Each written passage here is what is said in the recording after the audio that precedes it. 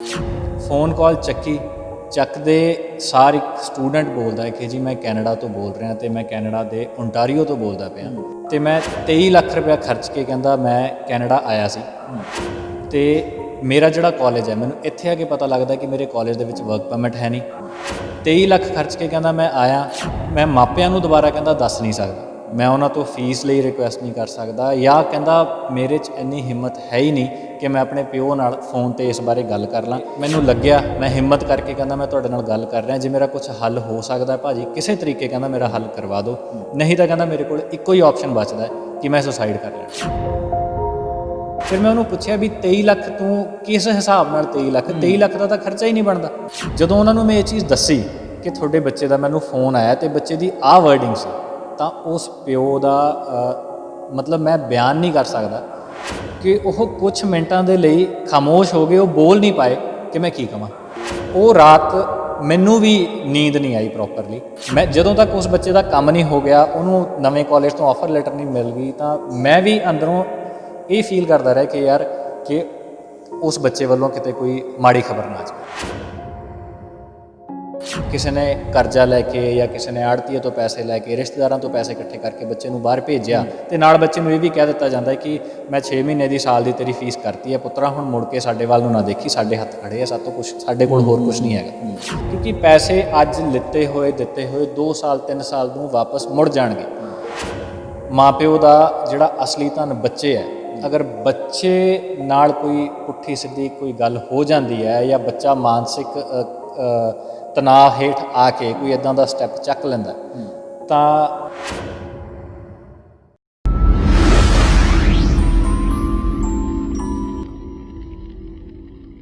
Study visa ਦੇ ਵਿਦੇਸ਼ਾਂ ਦੇ ਵਿੱਚ ਜਾਣਾ ਜਾਂ ਫਿਰ ਕਹਿ ਲਓ ਪੜ੍ਹਾਈ ਦੇ ਬਹਾਨੇ ਵਿਦੇਸ਼ਾਂ ਦੇ ਵਿੱਚ ਚੰਗੇ ਭਵਿੱਖ ਦਾ ਸੁਪਨਾ ਲੈ ਕੇ ਜਾਣਾ ਅੱਜ ਕੱਲ੍ਹ ਆਮ ਹੈ ਜਦੋਂ ਵੀ ਕਿਸੇ ਨੌਜਵਾਨ ਦਾ ਵੀਜ਼ਾ ਲੱਗਦਾ ਹੈ ਤਾਂ ਉਸ ਨੂੰ ਲੱਗਦਾ ਹੈ ਜਾਂ ਉਸਦੇ ਮਾਪਿਆਂ ਨੂੰ ਲੱਗਦਾ ਹੈ ਕਿ ਅਸੀਂ ਇੱਕ ਵੱਡੀ ਜੰਗ ਜਿੱਤ ਲਈ ਪਰ ਉਹ ਅਣਜਾਣ ਹੁੰਦੇ ਨੇ ਕਿ ਉਸ ਪਰਾਈ ਧਰਤੀ 'ਤੇ ਜਦੋਂ ਪੈਰ ਰੱਖਿਆ ਤਾਂ ਜ਼ਿੰਦਗੀ ਦੀ ਅਸਲ ਜੰਗ ਉਦੋਂ ਸ਼ੁਰੂ ਹੋਣੀ ਹੈ ਜਿਸ ਤੋਂ ਉਹ ਬਿਲਕੁਲ ਬੇਖਬਰ ਹੁੰਦੇ ਨੇ ਦ ਖਬਰਸਾਰ ਚੈਨਲ ਦੇਖ ਰਹੇ ਸਾਰੇ ਹੀ ਦਰਸ਼ਕਾਂ ਦਾ ਸਵਾਗਤ ਹੈ ਮੈਂ ਹਾਂ ਤੁਹਾਡੇ ਨਾਲ ਠਾਕੁਰ ਅਮਨਦੀਪ ਸਿੰਘ ਅੱਜ ਤੁਹਾਨੂੰ ਇੱਕ ਅਜਿਹੀ ਕਹਾਣੀ ਇੱਕ ਅਜਿਹਾ ਕਿੱਸਾ ਸੁਣਾਵਾਂਗੇ ਜੋ ਤੁਹਾਨੂੰ ਸੋਚਣ ਲਈ ਮਜਬੂਰ ਕਰੇਗਾ ਇਸ ਲਈ ਇਸ ਵੀਡੀਓ ਨੂੰ ਵੱਧ ਤੋਂ ਵੱਧ ਸ਼ੇਅਰ ਕਰੋ ਜੇਕਰ ਤੁਸੀਂ ਵਿਦੇਸ਼ਾਂ 'ਚ ਬੈਠੇ ਹੋ ਜਾਂ ਫਿਰ ਖਾਸ ਕਰ ਉਹ ਮਾਪੇ ਜਿਨ੍ਹਾਂ ਦੇ ਬੱਚੇ ਵਿਦੇਸ਼ਾਂ ਵਿੱਚ ਨੇ ਜਾਂ ਫਿਰ ਵਿਦੇਸ਼ਾਂ ਦੇ ਵਿੱਚ ਉਹ ਆਪਣੇ ਬੱਚਿਆਂ ਨੂੰ ਭੇਜਣਾ ਚਾਹੁੰਦੇ ਨੇ ਜ਼ਿਆਦਾ ਗੱਲਬਾਤ ਲਈ ਸਾਡੇ ਨਾਲ ਮੌਜੂਦ ਨੇ BSBW ਕਰੀਅਰ ਬਿਲਡਰਸ ਦੇ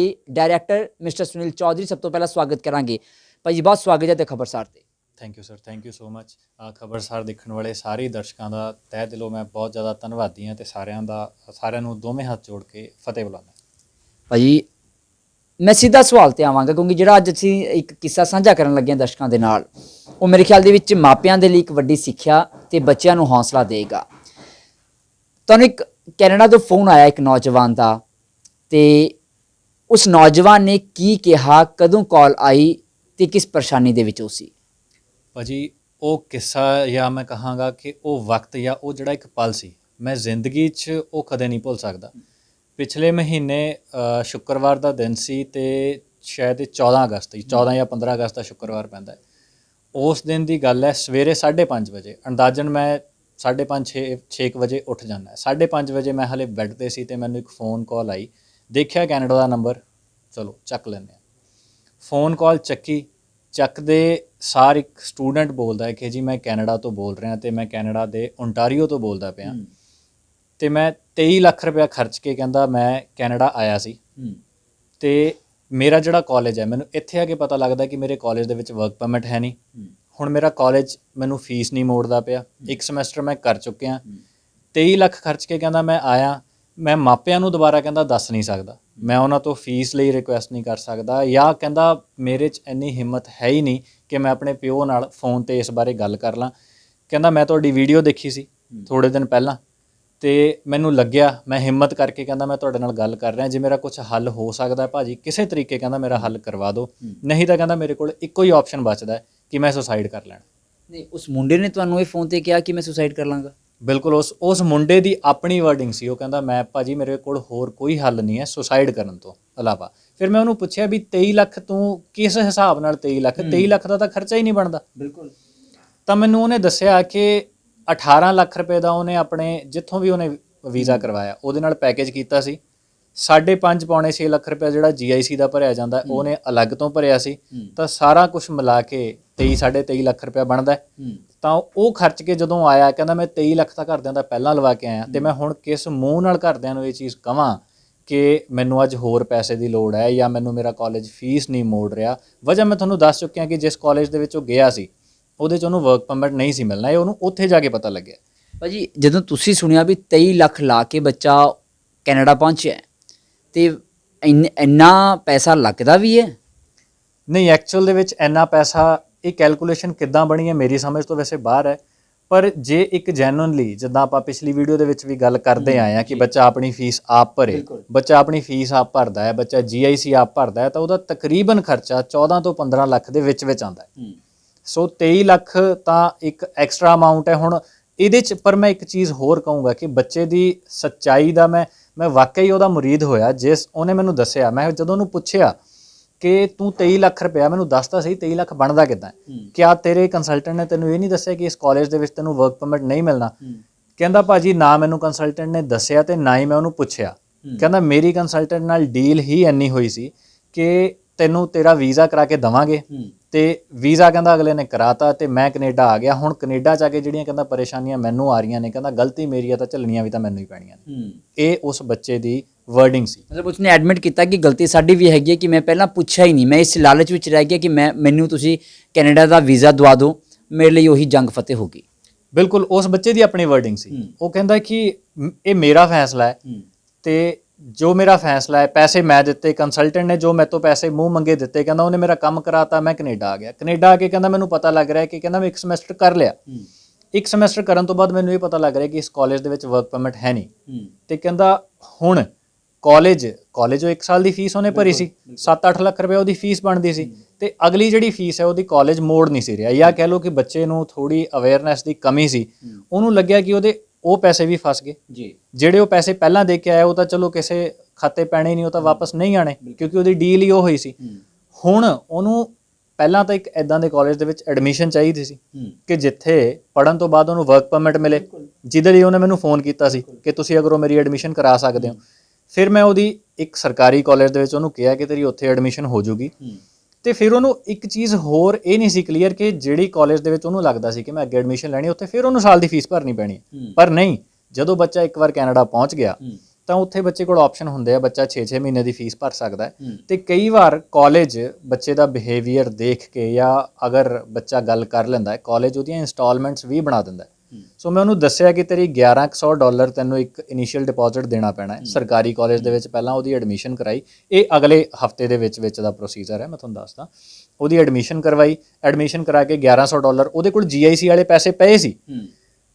ਗੱਲ ਕੀ ਕਿ ਉਹ ਇਹਨਾਂ ਸਾਰੀਆਂ ਚੀਜ਼ਾਂ ਤੋਂ ਮਾਯੂਸ ਇੰਨਾ ਜ਼ਿਆਦਾ ਹੋ ਗਿਆ, ਆਪਣੇ ਕੋਲ ਜਿਹੜੇ ਪਏ ਆਪਸ਼ਨ ਸੋਲਿਊਸ਼ਨ ਹੱਲ ਉਹਨੂੰ ਨਜ਼ਰ ਨਹੀਂ ਸੀ ਆ ਰਹੇ। ਮਤਲਬ ਕਹਿ ਲਓ ਪਰਦਾ ਪੈ ਗਿਆ ਸੀ ਇੱਕ ਵਾਰ ਅਕਲ ਤੇ ਵੀ ਤੇ ਅੱਖਾਂ ਤੇ ਵੀ, ਕੁਝ ਨਜ਼ਰ ਨਹੀਂ ਆ ਰਿਹਾ ਸੀ ਸਿਵਾਏ ਕਿ ਮੈਂ ਸੁਸਾਈਡ ਕਰ ਲਾਂ। ਦੇਖੋ ਇੱਕ +2 ਕਰਕੇ ਬੱਚਾ ਗਿਆ ਹੈ, ਉਹਦਾ ਸਮਝ ਦਾ ਲੈਵਲ ਕਿੰਨਾ ਕੁ ਹੈ, ਕਿੰਨੀ ਕੁ ਉਹਨੇ ਦੁਨੀਆ ਦੇਖੀ ਹੈ। ਸਕੂਲ ਤੋਂ ਪਾਸ ਆਊਟ ਹੋਇਆ, ਸਿੱਧਾ ਕੈਨੇਡਾ ਦੀ ਧਰਤੀ ਤੇ ਉਹਨੇ ਪੈਰ ਰੱਖ ਲਿਆ ਤੇ ਮਾਪਿਓ ਇੰਡੀਆ 'ਚ ਬੈਠੇ ਆ। ਤੇ ਤੁਹਾਨੂੰ ਪਤਾ ਹੈ ਕਿ ਸਾਡੇ ਇੱਥੇ ਪਰਿਵਾਰਾਂ ਦਾ ਮਾਹੌਲ ਕਿੱਦਾਂ ਦਾ ਹੁੰਦਾ ਹੈ। ਪੇਂਡੂ ਬੈਕਗ੍ਰਾਉਂਡ ਤੋਂ ਬੱਚਾ ਸੀਗਾ। ਹੁਣ ਜਿਹੜੇ ਸਾਡੇ ਪਿੰਡਾਂ ਦੇ ਮਾਹੌਲ ਹੈ, ਬੱਚਾ ਆਪਣੀ ਮਾਂ ਨਾਲ ਤਾਂ ਹਲੇ ਗੱਲ ਕਰ ਲੈਂਦਾ ਹੈ।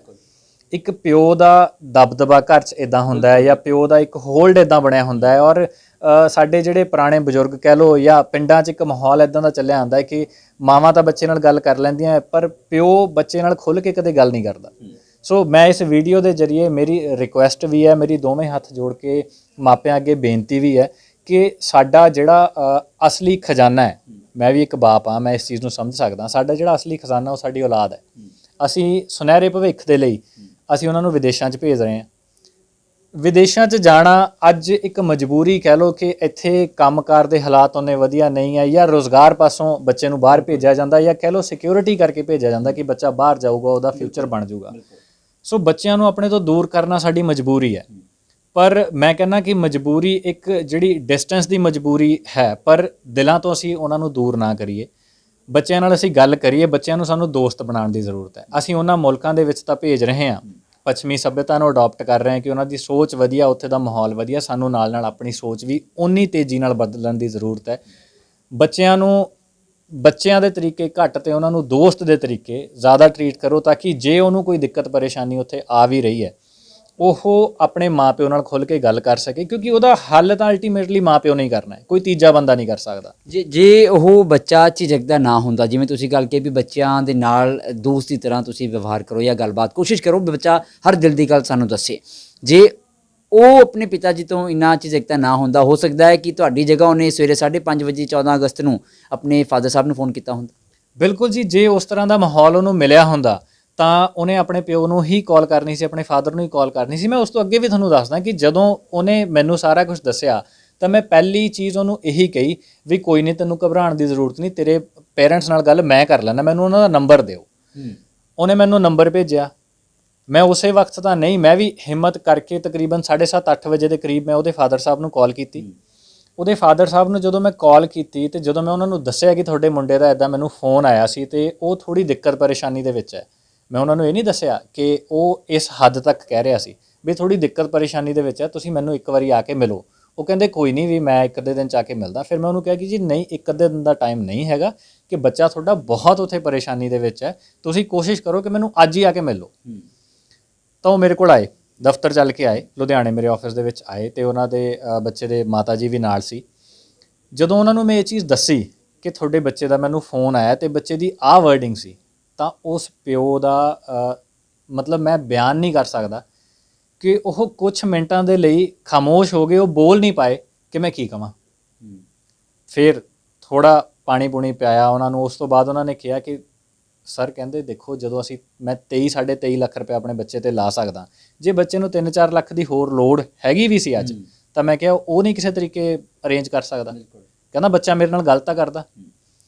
ਚਲੋ ਉਹ ਸਾਰੀ ਗੱਲ ਬਾਅਦ ਦੀ ਹੈ, ਉਹਦੀ ਐਡਮਿਸ਼ਨ ਵੀ ਹੋ ਗਈ, ਘਰਦਿਆਂ ਨੇ ਇੱਥੋਂ ਫੀਸ ਵੀ ਕਰਾਤੀ, ਕੁਛ ਪੈਸੇ ਬੱਚੇ ਕੋਲ GIC ਦੇ ਪਏ ਸੀ, ਜਾਂ ਸਾਰਾ ਕੁਝ ਹੋ ਗਿਆ। ਪਰ ਇਹ ਤਾਂ ਹੋ ਗਿਆ ਉਹ ਬੱਚਾ ਜਿਹਨੇ ਉੱਥੋਂ ਫੋਨ ਕਰ ਲਿਆ ਤੇ ਉਹਦੀ ਪਰੇਸ਼ਾਨੀ ਦਾ ਹੱਲ ਹੋ ਗਿਆ।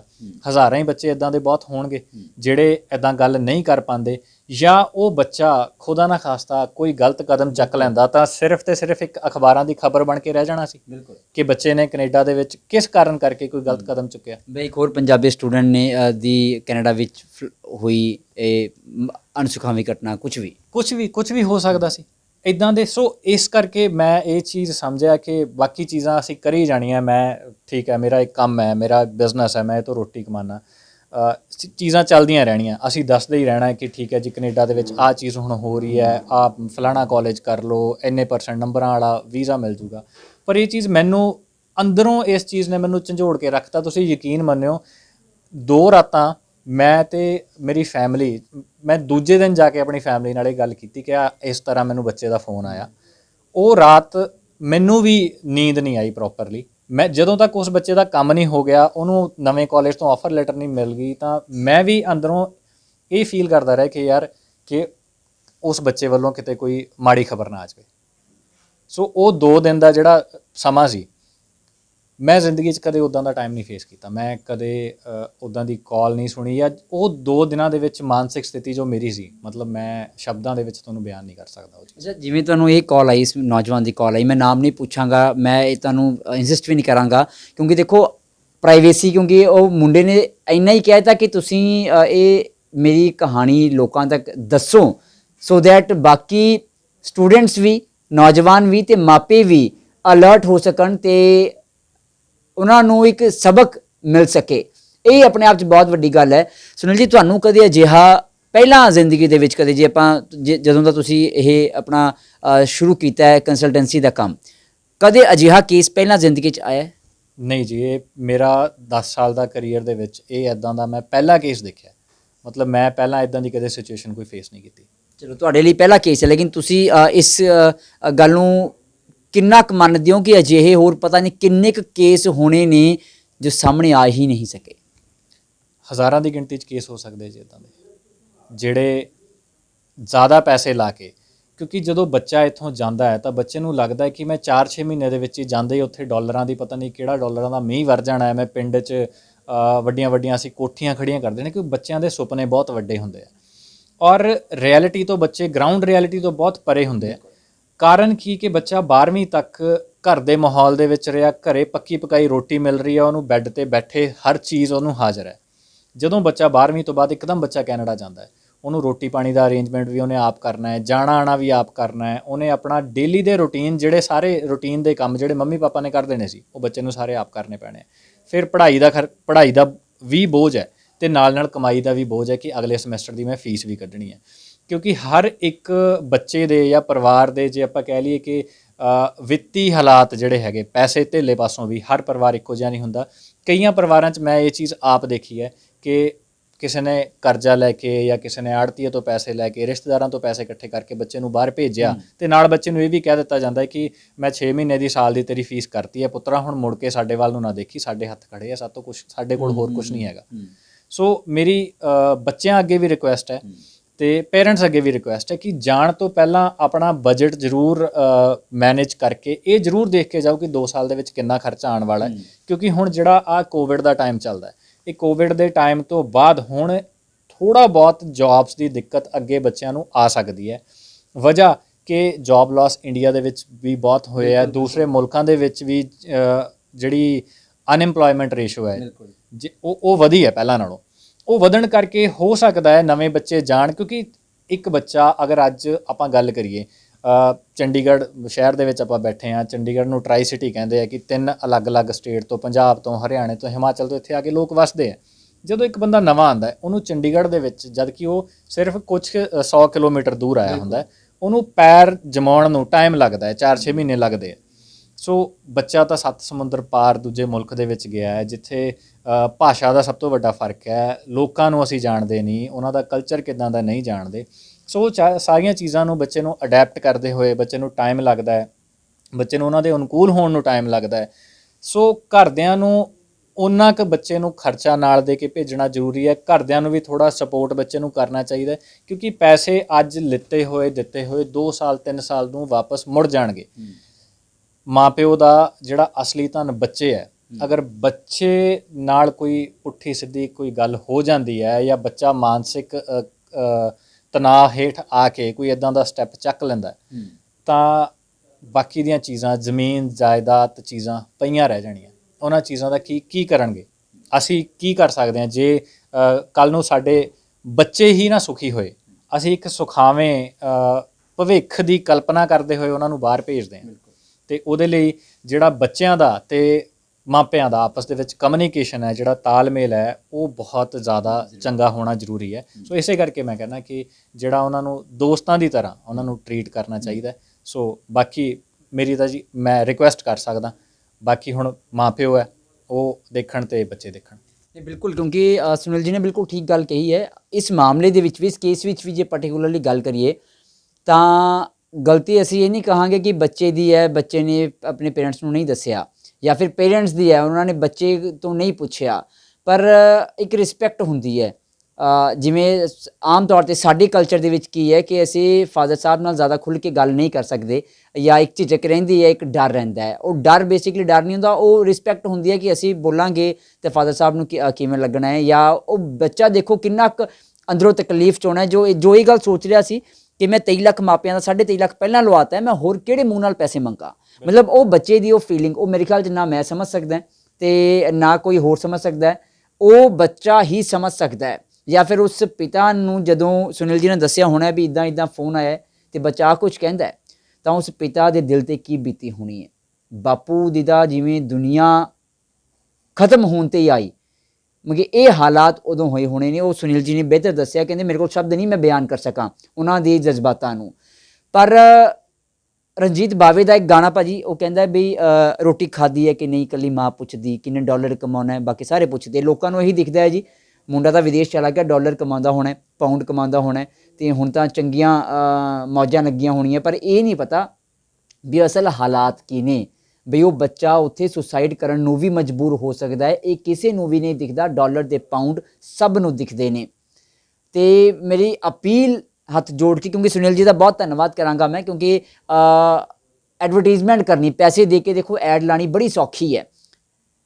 ਭਾਜੀ ਮੈਨੂੰ ਕਹਿ ਸਕਦੇ ਸੀ ਵੀ ਠਾਕੁਰ ਸਾਹਿਬ ਅਸੀਂ ਕੈਨੇਡਾ ਬਾਰੇ ਇੱਕ ਹੋਰ ਵੀਡੀਓ ਕਰਦੇ ਹਾਂ, ਕੁਛ ਨਵੀਂ ਕੋਈ ਪਾਲਿਸੀ ਆਈ ਹੈ ਜਾਂ ਕੁਛ ਨਵਾਂ ਸਾਡੇ ਕੋਲ ਕੁਛ ਆਇਆ ਹੈ, ਕੋਈ ਨਵਾਂ ਪ੍ਰੋਡਕਟ ਆਇਆ ਜਾਂ ਕੁਝ ਵੀ, ਪਰ ਭਾਜੀ ਨੇ ਕਿਹਾ ਇਹ ਅਵੇਅਰਨੈਸ ਦੇਣੀ ਲੋਕਾਂ ਨੂੰ ਬਹੁਤ ਜ਼ਰੂਰੀ ਹੈ, ਖਾਸ ਕਰ ਉਹਨਾਂ ਮਾਪਿਆਂ ਨੂੰ ਜੋ ਇੱਥੇ ਪੰਜਾਬ ਦੇ ਵਿੱਚ ਬੈਠੇ ਨੇ ਤੇ ਉਹਨਾਂ ਦੇ ਬੱਚੇ ਵਿਦੇਸ਼ਾਂ ਦੇ ਵਿੱਚ ਨੇ, ਕਿਸੇ ਵੀ ਕੰਟਰੀ 'ਚ ਹੋਣ, ਤੇ ਉਹਨਾਂ ਨੂੰ ਅਵੇਅਰ ਕਰਨਾ ਬਹੁਤ ਜ਼ਰੂਰੀ ਹੈ ਕਿ ਤੁਸੀਂ ਵੀ ਸਮੇਂ ਰਹਿੰਦੇ ਜਾਗ ਜਾਓ, ਕਿਉਂਕਿ ਡਾਲਰ ਪਾਊਂਡ ਤਾਂ ਕਮਾਉਂਦੇ ਰਹਾਂਗੇ। ਜੇ ਬੱਚਾ ਲਾਇਕ ਹੈ ਤਾਂ ਪੰਜਾਬ ਵਿੱਚ ਰਹਿ ਕੇ ਵੀ ਕੈਨੇਡਾ ਬਣਾ ਸਕਦੇ ਹਾਂ, ਪਰ ਜੇ ਬੱਚਾ ਹੱਥੋਂ ਗਿਆ ਤਾਂ ਉਹ ਜ਼ਿੰਦਗੀ ਭਰ ਦੀ ਕਮਾਈ ਹੈ, ਉਹ ਮੁੜ ਕੇ ਨਹੀਂ ਆਉਣੀ। ਤੇ ਮੇਰੀ ਅਪੀਲ ਹੱਥ ਜੋੜ ਕੇ ਇੱਕ ਵਾਰ ਫੇਰ ਹੈ ਕਿ ਇਸ ਵੀਡੀਓ ਨੂੰ ਵੱਧ ਤੋਂ ਵੱਧ ਸ਼ੇਅਰ ਕਰੋ, ਤੇ ਜੇਕਰ ਕੋਈ ਵੀ ਬੱਚਾ ਕਿਸੇ ਵੀ ਕੰਟਰੀ ਦੇ ਵਿੱਚ, ਚਾਹੇ ਉਹ ਕੈਨੇਡਾ ਹੋਵੇ, ਚਾਹੇ ਉਹ ਆਸਟ੍ਰੇਲੀਆ ਹੋਵੇ, ਨਿਊਜ਼ੀਲੈਂਡ ਹੋਵੇ, ਕਿਤੇ ਵੀ ਬੱਚੇ ਨੂੰ ਕੋਈ ਦਿੱਕਤ ਪਰੇਸ਼ਾਨੀ ਆ ਰਹੀ ਹੈ, ਜਾਂ ਤੁਹਾਨੂੰ ਏਜੰਟ ਨੇ ਜਾਂ ਜਿਹਦੇ ਵੀ ਕੰਸਲਟੈਂਟ ਕੋਲੋਂ ਤੁਸੀਂ ਆਪਣਾ ਵੀਜ਼ਾ ਕਰਵਾਇਆ ਹੈ ਉਸਨੇ ਮਿਸਗਾਈਡ ਕੀਤਾ ਹੈ ਜਾਂ ਚੰਗੀ ਤਰ੍ਹਾਂ ਗਾਈਡ ਨਹੀਂ ਕੀਤਾ, ਤਾਂ ਤੁਸੀਂ ਕਿਸੇ ਵੀ ਸਮੇਂ BSBW ਕਰੀਅਰ ਬਿਲਡਰਸ ਦੇ ਮਿਸਟਰ ਸੁਨੀਲ ਜੀ ਨੂੰ ਕਾਲ ਕਰ ਸਕਦੇ ਹੋ ਤੇ ਆਪਣੀ ਪਰੇਸ਼ਾਨੀ ਦੱਸ ਸਕਦੇ ਹੋ। ਭਾਈ ਦੱਸ ਸਕਦੇ ਆ ਕਿ ਨਹੀਂ? ਬਿਲਕੁਲ ਜੀ, ਬਿਲਕੁਲ ਦੱਸ ਸਕਦੇ ਆ। ਮੈਂ ਤਾਂ ਇਹ ਕਹੂੰਗਾ ਕਿ ਜਿੱਥੇ ਤੱਕ ਮੇਰੀ ਹੈਸੀਅਤ ਹੈ, ਜਿੱਥੇ ਤੱਕ ਮੇਰਾ ਜ਼ੋਰ ਚੱਲੂਗਾ, ਮੈਂ ਉਨੀ ਬੱਚਿਆਂ ਦੀ ਹੈਲਪ ਜ਼ਰੂਰ ਕਰੂੰਗਾ। ਜੇ ਮੇਰੇ ਵੱਸੋਂ ਬਾਹਰ ਵੀ ਹੁੰਦਾ ਹੋਇਆ, ਮੈਨੂੰ ਲੱਗਦਾ ਹੋਇਆ ਮਦਦ ਨਹੀਂ ਕਰ ਪਾਊਂਗਾ, ਤਾਂ ਜੋ ਮਦਦ ਕਰਨ ਦਾ ਸਹੀ ਮੈਨੂੰ ਰਸਤਾ ਲੱਗਦਾ ਹੋਊਗਾ ਜਾਂ ਉਹਦੇ ਮਾਪਿਆਂ ਤੱਕ ਮੈਂ ਗੱਲ ਜ਼ਰੂਰ ਪਹੁੰਚਾ ਦੂੰਗਾ, ਕਿਉਂਕਿ ਪਹਿਲਾਂ ਵੀ ਅਸੀਂ ਮੀਡੀਓਕਰ ਦਾ ਕੰਮ ਹੀ ਕਰਦੇ ਆਏ ਹਾਂ। ਸੋ ਇਹ ਮੇਰੀ ਜਿਹੜੀ ਇੱਕ ਜ਼ਿੰਮੇਵਾਰੀ ਮਾਲਕ ਨੇ ਲਾਈ ਹੈ, ਮੈਂ ਬਖੂਬੀ ਨਿਭਾਉਂਦਾ ਰਹੂੰਗਾ, ਬਸ਼ਰਤੇ ਕਿ ਸਹੀ ਜੋ ਇਨਫੋਰਮੇਸ਼ਨ ਹੈ ਉਹ ਮੇਰੇ ਤੱਕ ਪਹੁੰਚਦੀ ਰਹੇ। ਸੋ ਪਿਛਲੀ ਵੀਡੀਓ ਦੇ ਵਿੱਚ ਵੀ ਆਪਾਂ ਇਹੀ ਕਿਹਾ ਸੀ ਕਿ ਕੋਸ਼ਿਸ਼ ਕਰੋ ਕਿ ਆਪਣੀ ਫੀਸ ਤੇ ਆਪਣੇ ਜਿਹੜੇ ਐਕਸਪੈਂਸਿਸ ਹੈਗੇ ਆ ਉਹ ਬੱਚਾ ਮਾਪਿਓ ਆਪ ਆਪਣੇ ਖਾਤਿਆਂ ਦੇ ਵਿੱਚੋਂ ਡਾਇਰੈਕਟ ਕਾਲਜ ਯੂਨੀਵਰਸਿਟੀ ਨੂੰ ਭੇਜੋ, ਤਾਂ ਕਿ ਪਹਿਲਾਂ ਤਾਂ ਤੁਸੀਂ ਕਿਸੇ ਵੀ ਵਜ੍ਹਾ ਨਾਲ ਆਪਣੇ ਆਪ ਨੂੰ ਠੱਗਿਆ ਹੋਇਆ ਮਹਿਸੂਸ ਨਾ ਕਰ ਪਾਓ। ਜਦੋਂ ਤੁਹਾਡੇ ਜਾਇਜ਼ ਪੈਸੇ ਲੱਗੇ ਹੋਣਗੇ ਤੇ ਜਾਇਜ਼ ਤੁਹਾਡਾ ਕੰਮ ਹੋਇਆ ਹੋਊਗਾ, ਤਾਂ ਮੈਨੂੰ ਨਹੀਂ ਲੱਗਦਾ ਇੱਦਾਂ ਦੀਆਂ ਸਿਚੁਏਸ਼ਨਾਂ ਤੱਕ ਪਹੁੰਚਣ ਦੀ ਨੌਬਤ ਆਊਗੀ। ਤੁਸੀਂ ਪਹਿਲਾਂ ਹੀ ਇਹੋ ਜਿਹੀਆਂ ਸਿਚੁਏਸ਼ਨਾਂ ਨੂੰ ਅਵੋਇਡ ਕਰ ਜਾਓ। ਲੇਕਿਨ ਸੁਨੀਲ ਜੀ, ਇਹ ਤੁਹਾਨੂੰ ਕਿੰਨਾ ਕੁ ਵੱਡਾ ਇਹਦੇ 'ਚ ਅਣਗਹਿਲੀ ਮੈਂ ਕਹਾਂਗਾ ਲੱਗਦੀ ਹੈ ਜੋ ਟਰੈਵਲ ਏਜੰਟ ਜਾਂ ਕੰਸਲਟੈਂਟ ਸੀ ਉਸਦੀ, ਵੀ ਉਸਨੇ ਗਾਈਡ ਨਹੀਂ ਕੀਤਾ, ਕਿਉਂਕਿ ਜਿਵੇਂ ਅਸੀਂ ਸ਼ੁਰੂਆਤ ਵੀ ਕੀਤੀ ਹੈ, ਸਿਰਫ ਪੜ੍ਹਾਈ ਦੇ ਲਈ ਵਿਦੇਸ਼ਾਂ ਵਿੱਚ ਕੋਈ ਬੱਚਾ ਨਹੀਂ ਜਾਂਦਾ ਵੀ ਸਿਰਫ ਪੜ੍ਹਾਈ ਕਰਕੇ ਮੈਂ ਮੁੜ ਕੇ ਆਉਣਾ ਹੈ। ਉਹ ਚੰਗੇ ਭਵਿੱਖ ਲਈ ਜਾਂਦਾ ਕਿ ਪੜ੍ਹਾਈ ਕਰਕੇ ਮੈਂ ਉੱਥੇ ਸੈਟਲ ਹੋਣਾ ਹੈ, ਨੌਕਰੀ ਕਰਾਂਗਾ ਚੰਗੀ। ਜੇ ਵਰਕ ਪਰਮਿਟ ਮਿਲਣਾ ਹੀ ਨਹੀਂ ਉੱਥੇ, ਤਾਂ ਫਿਰ ਉਹ ਪਹਿਲਾਂ ਦੱਸ ਸਕਦਾ ਸੀ ਮੇਰੇ ਖਿਆਲ 'ਚ ਜੋ ਕੰਸਲਟੈਂਟ ਸੀ। ਬਿਲਕੁਲ ਜੀ, ਦੱਸਣਾ ਚਾਹੀਦਾ ਸੀ। ਇੱਕ ਮੋਰਲ ਰਿਸਪੌਂਸਿਬਿਲਿਟੀ ਤਾਂ ਉਹਦੀ ਬਣਦੀ ਹੈ, ਉਹਨੂੰ ਦੱਸਣਾ ਚਾਹੀਦਾ ਸੀ। ਪਰ ਜੇ ਕੋਈ ਕੰਸਲਟੈਂਟ ਨਹੀਂ ਵੀ ਦੱਸਦਾ, ਤਾਂ ਬੱਚਿਆਂ ਨੂੰ ਇਹ ਚੀਜ਼ ਜ਼ਰੂਰ ਰਿਸਰਚ ਕਰ ਲੈਣੀ ਚਾਹੀਦੀ ਹੈ, ਬੱਚਿਆਂ ਨੂੰ ਕਰ ਲੈਣੀ ਚਾਹੀਦੀ ਹੈ, ਮਾਂ ਪਿਓ ਨੂੰ ਕਰ ਲੈਣੀ ਚਾਹੀਦੀ ਹੈ। ਮੈਂ ਇਹ ਨਹੀਂ ਕਹਿੰਦਾ ਕਿ ਹਰ ਬੱਚਾ ਵੀਜ਼ਾ ਅਪਲਾਈ ਕਰਨ ਦੇ ਲਈ ਮੇਰੇ ਕੋਲ ਆਓ, ਮੈਂ ਬਹੁਤ ਹੀ ਅਲੱਗ ਤਰੀਕੇ ਕੰਮ ਕਰਦਾ ਜਾਂ ਮੈਂ ਹੀ ਇੱਕ ਸੱਚਾ ਸੁੱਚਾ ਕੰਮ ਕਰਨ ਵਾਲਾ ਕੰਸਲਟੈਂਟ ਆ। ਮੈਂ ਕਹਿੰਦਾ ਕਿ ਮੈਂ ਇਨਫੋਰਮੇਸ਼ਨ ਉਹ ਦਊਂਗਾ ਜੋ ਗਾਈਡਲਾਈਨਸ ਕਹਿੰਦੀਆਂ ਹੈ, ਜੋ ਐਕਚੁਅਲ 'ਚ ਇਨਫੋਰਮੇਸ਼ਨ ਹੈ। ਮੇਰੇ ਤੋਂ ਇਨਫੋਰਮੇਸ਼ਨ ਲਓ, ਸਹੀ ਇਨਫੋਰਮੇਸ਼ਨ ਲਓ। ਕਿਸੇ ਹੋਰ ਤੋਂ ਵੀ ਤੁਹਾਡਾ ਵੀਜ਼ਾ ਫਾਈਲ ਹੋ ਰਿਹਾ, ਇਨਫੋਰਮੇਸ਼ਨ ਲੈਣ ਲਈ ਤੁਸੀਂ ਮੈਨੂੰ ਜਦ ਮਰਜ਼ੀ ਕਾਲ ਕਰ ਸਕਦੇ ਹੋ। ਮੈਨੂੰ ਮਿਲਣਾ ਚਾਹੋ ਤਾਂ ਮੈਨੂੰ ਮੇਰੇ ਆਫਿਸ ਦੇ ਵਿੱਚ ਆ ਕੇ ਮਿਲ ਸਕਦੇ ਹੋ। 10 ਤੋਂ 6 ਮੈਂ ਆਫਿਸ ਹੀ ਅਵੇਲੇਬਲ ਹੁੰਦਾ। ਅਪਾਇੰਟਮੈਂਟ ਲੈ ਕੇ ਮਿਲੋਗੇ ਤਾਂ ਜ਼ਿਆਦਾ ਵਧੀਆ, ਤੁਹਾਡਾ ਵੀ ਟਾਈਮ ਬਚ ਜਾਊਗਾ, ਤੁਹਾਨੂੰ ਵੇਟ ਨਹੀਂ ਕਰਨੀ ਪਊਗੀ। ਅਤੇ ਇਹੀ ਮੇਰੀ ਅਪੀਲ ਹੈ ਕਿ ਸਹੀ ਇਨਫੋਰਮੇਸ਼ਨ ਸਹੀ ਜਗ੍ਹਾ ਸਹੀ ਬੱਚਿਆਂ ਤੱਕ ਜਾਂ ਜਿਹੜਾ ਉਸ ਇਨਫੋਰਮੇਸ਼ਨ ਲੈਣ ਦਾ ਹੱਕਦਾਰ ਹੈ ਉਹਦੇ ਤੱਕ ਪਹੁੰਚਦੀ ਰਹੇ। ਇਹੀ ਸਾਡਾ ਉਪਰਾਲਾ ਹੈ, ਇਹਦੇ ਲਈ ਅਸੀਂ ਯਤਨਸ਼ੀਲ ਹਾਂ ਅਤੇ ਹਮੇਸ਼ਾ ਰਹਾਂਗੇ। ਅਲਵਿਦਾ ਕਹਿਣ ਤੋਂ ਪਹਿਲਾਂ ਇੱਕ ਮੇਰਾ ਆਖਰੀ ਸਵਾਲ, ਇਸ ਪਰਟੀਕੂਲਰ ਕੇਸ ਦੇ ਵਿੱਚ ਜੇ ਮੈਂ ਕਹਾਂ ਮੋਟਾ ਹਿਸਾਬ ਕਿਤਾਬ ਉਸ ਏਜੰਟ ਨੇ ਕਿੰਨੇ ਕੁ ਪੈਸੇ ਕਮਾਏ ਹੋਣੇ ਨੇ? 14 ਤੋਂ 15 ਲੱਖ ਖਰਚਾ ਹੈ ਜੀ, ਜਿਹਦੇ ਵਿੱਚ 1 ਸਾਲ ਦੀ ਫੀਸ ਅਤੇ 1 ਸਾਲ ਦਾ ਰਹਿਣ ਸਹਿਣ ਦਾ ਖਰਚਾ ਹੈ। ਅਤੇ ਜੇ 23-23.5 ਲੱਖ ਬੱਚੇ ਨੇ ਦਿੱਤਾ ਹੈ ਤਾਂ ਉੱਪਰਲਾ 8-9 ਲੱਖ ਰੁਪਇਆ ਜਿਹੜਾ ਤੁਸੀਂ ਲਗਾ ਲਓ ਉਹ ਏਜੰਟ ਦੀ ਜੇਬ 'ਚ ਹੈ। ਤਾਂ 8-9 ਲੱਖ ਰੁਪਇਆ ਬਚਾਉਣ ਦੀ ਖਾਤਰ ਉਸਨੇ, ਯਾਨੀ ਕਿ ਉਸ ਏਜੰਟ ਨੇ ਮਾਪਿਆਂ ਦੀ ਜ਼ਿੰਦਗੀ ਭਰ ਦੀ ਕਮਾਈ ਉਹਨਾਂ ਦੇ ਬੱਚੇ ਦੀ ਜ਼ਿੰਦਗੀ ਦਾਅ 'ਤੇ ਲਾਈ। ਹੁਣ ਮੈਨੂੰ ਨਹੀਂ ਪਤਾ ਇਹ ਵੀਡੀਓ ਤੁਸੀਂ ਪੂਰੀ ਦੇਖੀ ਹੈ ਕਿ ਨਹੀਂ ਦੇਖੀ। ਜੇ ਦੇਖੀ ਹੈ ਤਾਂ ਮੇਰੇ ਖਿਆਲ ਦੇ ਵਿੱਚ ਤੁਸੀਂ ਸ਼ੇਅਰ ਇਹ ਆਪਣੇ ਆਪ ਕਰੋਗੇ। ਅਤੇ ਮੇਰੀ ਇੱਕ ਵਾਰ ਫਿਰ ਹੱਥ ਜੋੜ ਕੇ ਅਪੀਲ ਉਹਨਾਂ ਬੱਚਿਆਂ ਨੂੰ ਵੀ ਕਿ ਕਦੇ ਵੀ ਅਜਿਹਾ ਮਾੜਾ ਸੋਚਣਾ ਨਹੀਂ, ਕਿਉਂਕਿ ਰਾਹ ਬਹੁਤ ਹੁੰਦੇ ਨੇ। ਜੇ ਇੱਕ ਦਰਵਾਜ਼ਾ ਬੰਦ ਹੋਵੇ ਤਾਂ ਰੱਬ ਆਪਣੇ ਆਪ 100 ਦਰਵਾਜ਼ੇ ਹੋਰ ਖੋਲ੍ਹਦਾ ਹੈ। ਅਤੇ ਉਹਨਾਂ ਮਾਪਿਆਂ ਨੂੰ ਵੀ ਮੇਰੀ ਹੱਥ ਜੋੜ ਕੇ ਬੇਨਤੀ ਹੈ ਕਿ ਆਪਣੇ ਬੱਚਿਆਂ ਨੂੰ ਤੁਸੀਂ ਕਾਲ ਕਰਦੇ ਰਹੋ। ਬੇਸ਼ੱਕ ਤੁਸੀਂ ਦੂਰ ਬੈਠੇ ਹੋ, ਪਰ ਫੋਨ ਕਾਲ, ਤੁਹਾਡੀ ਇੱਕ ਫੋਨ ਕਾਲ ਬੱਚਿਆਂ ਦਾ ਦਿਲ ਬਦਲ ਸਕਦੀ ਹੈ। ਤਾਂ ਤੁਸੀਂ ਬੱਚਿਆਂ ਦੇ ਨਾਲ ਜ਼ਰੂਰ ਸੰਪਰਕ ਬਣਾ ਕੇ ਰੱਖੋ ਤੇ ਕੋਸ਼ਿਸ਼ ਕਰੋ ਕਿ ਜਿਵੇਂ ਸੁਨੀਲ ਜੀ ਨੇ ਵੀ ਕਿਹਾ ਕਿ ਬੱਚੇ ਦੇ ਦਿਲ ਦੇ ਵਿੱਚ ਕੋਈ ਝਿਜਕ ਨਾ ਰਹੇ, ਤੁਹਾਨੂੰ ਦੋਸਤਾਂ ਦੀ ਤਰ੍ਹਾਂ ਹਰ ਇੱਕ ਗੱਲ ਦੱਸੇ। ਤੇ ਉਮੀਦ ਕਰਾਂਗੇ ਕਿ ਜਿਹੜਾ ਵੀ ਬੱਚਾ ਜਾਂ ਜੋ ਵੀ ਮਾਪੇ ਆਪਣੇ ਬੱਚੇ ਨੂੰ ਵਿਦੇਸ਼ ਭੇਜਣਾ ਚਾਹੁੰਦੇ ਨੇ, ਅੱਬਲ ਤਾਂ ਚਲੋ ਸਾਡੇ ਪਰਮਾਤਮਾ ਕਰੇ ਕਿ ਸਾਡੇ ਸੂਬੇ ਦੇ, ਸਾਡੇ ਦੇਸ਼ ਦੇ ਹਾਲਾਤ ਇੰਨੇ ਚੰਗੇ ਹੋਣ ਕਿ ਬਾਹਰ ਜਾਣ ਦੀ ਲੋੜ ਹੀ ਨਾ ਪਵੇ, ਕਿਉਂਕਿ ਘਰ ਛੱਡਣ ਨੂੰ ਕਿਹਦਾ ਦਿਲ ਕਰਦਾ ਹੈ। ਪਰ ਜੇਕਰ ਜਾਂਦੇ ਵੀ ਨੇ ਤਾਂ ਪਰਮਾਤਮਾ ਕਰੇ ਤੁਸੀਂ ਤਰੱਕੀਆਂ ਮਾਣੋ, ਤੰਦਰੁਸਤੀ ਮਾਣੋ ਤੇ ਹਮੇਸ਼ਾ ਚੜ੍ਹਦੀ ਕਲਾ ਦੇ ਵਿੱਚ ਰਹੋ।